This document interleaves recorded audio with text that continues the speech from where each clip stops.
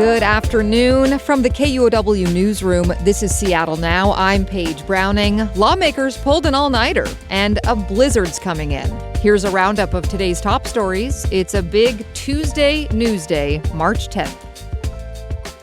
It has not been an average day at the state capitol. Lawmakers have barely slept, catching shut-eye wherever they could today as debate reaches a climax over a proposed income tax. State government reporter Sarah Mises-Tan is following as the House gets closer to voting. Lawmakers are sleeping in hour-long shifts in between votes on proposed amendments, but none have left the legislative building since Monday. As of noon today, bill sponsor Representative April Berg was predicting debate would go on for many more hours. Okay, so we're at hour 18. We have about 17, 18 amendments left, plus final passage. So we're looking at another longish night. Berg and other Democrats say there's an urgent need for revenue from this income tax. Republicans say it's too volatile to stabilize the state's budget and will kill businesses. They've proposed exemptions. Democrats have mostly said no, but have adopted some for libraries and tribal income. Legislators still have to approve a supplemental budget and vote on a handful of other bills before the session ends Thursday. In Olympia, I'm Sarah Mises-Tan. By the way, the vote could happen tonight, so we'll bring you updates tomorrow. We have more to tell you about what new laws could come to pass, but want to prep you first for the oncoming blizzard. Wintry weather could dump as much as 10 feet of snow in parts of the Cascades this week. In the lowlands, expect rain and heavy rain Thursday when an atmospheric river comes through. It's the biggest winter storm of the year and a welcome change of pace for Washington ski resorts and for farmers who rely on snowmelt to water their crops. The state's snowpack is currently only at half of its normal levels. Deputy State Climatologist Karen Bombacco says this week's big dump will not be enough to get the state out of its snow drought.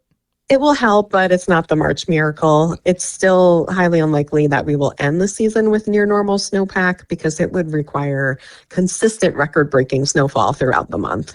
Next week, the National Weather Service is forecasting a major atmospheric river will bring rain to the state, including in the mountains. That could melt away much of the new snow. For now, forecasters are advising people to delay all travel on the passes. Snoqualmie Pass and Mount Baker are expecting at least 2 feet of new snow this week, while Paradise at Mount Rainier could get more than 9 feet of snow. While lawmakers are held up on the millionaire's tax, a number of other bills will become law this year. Governor Bob Ferguson has signed into law protections for vaccine access in Washington. Insurance companies will now have to cover vaccines based on state recommendations and not the federal government's. Ferguson says this legislation will preserve recommendations for vaccines, including COVID, RSV, and flu, regardless of what the feds endorse. Here in Washington state, fortunately, we are not standing by and leaving ourselves at the mercy of the federal government's chaotic, politicized, and unscientific policies. Last year, Washington formed a new West Coast alliance to make vaccine recommendations rather than relying on federal guidance. The new law takes effect immediately. Another bill that's just passed bans most law enforcement officers from wearing face coverings while on the job in Washington. Ferguson is expected to sign it after lawmakers gave their approval yesterday. Lawmakers have also approved a measure that will require background checks for sheriffs and police chiefs.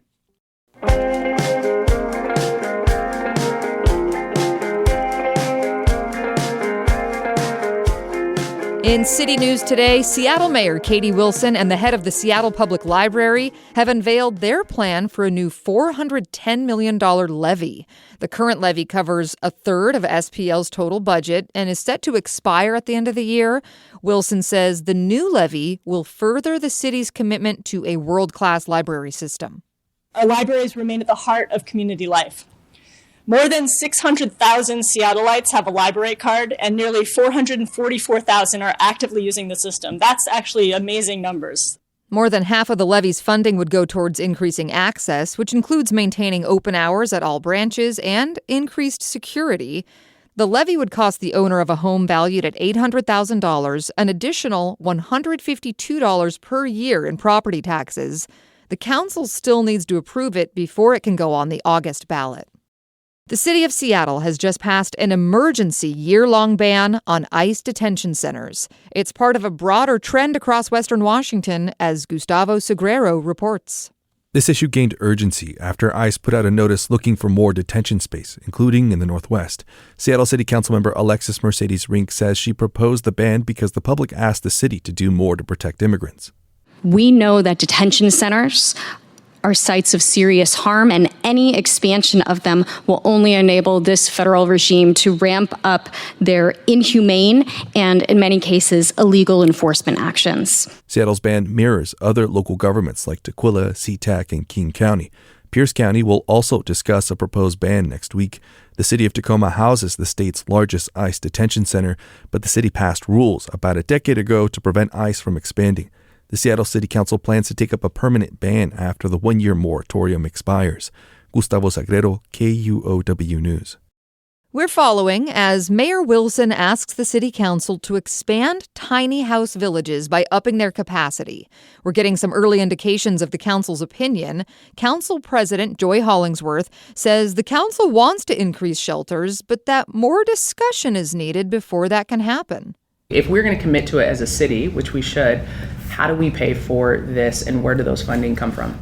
Councilmember Bob Kettle also has questions. He said this week that providing shelter is important, but so is keeping good relationships between the villages and their neighborhoods. He points to Salmon Bay Village in his district. In the long run, that's what makes things successful.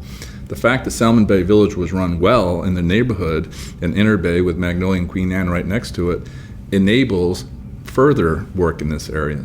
The mayor's goal is to open 1,000 new units of shelter with supportive services.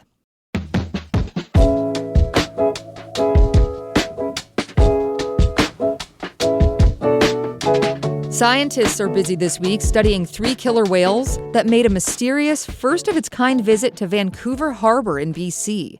CBC News reports that the 3 orcas were spotted in the harbor last week. Orca visits in BC are usually made by Biggs killer whales, but last week's visitors may have come down from Alaska, according to Fisheries and Oceans Canada. Biologists are trying to determine why they visited the Salish Sea. A couple more short stories before we go. The union Starbucks Workers United has filed an unfair labor practice claim in response to the company's plan to close 5 stores in Seattle next month. The stores are in the Seattle Center Armory and Seattle Children's Hospital, the U District, First Hill, and the Metropolitan Park East Building. Every store except one is unionized. The Seattle Times reports a company spokesperson says unionization did not play into their decision. And finally, basketball fans are watching one closed-door meeting tonight. If the WNBA does not reach a deal with its players' union by tonight, the season may not start on time for the Storm or any other team. Storm forward Nneka Ogwumike is at the bargaining table tonight. The league and union are divided on how revenue is shared with players. Next time on Seattle Now, advocates for polyamory and ethical non-monogamy are looking for legal protections here in Seattle. Losing your job or being denied housing because you have multiple partners or date multiple people who don't live with you or whatever it might be, denying people access to the material conditions they need to live, that's ultimately what this is about. Hear more Wednesday morning. That's all for today from the KUOW newsroom in Seattle. Our producer is Andy Hurst, and I'm Paige Browning. Seattle Now and KUOW are members of the NPR network. See you tomorrow.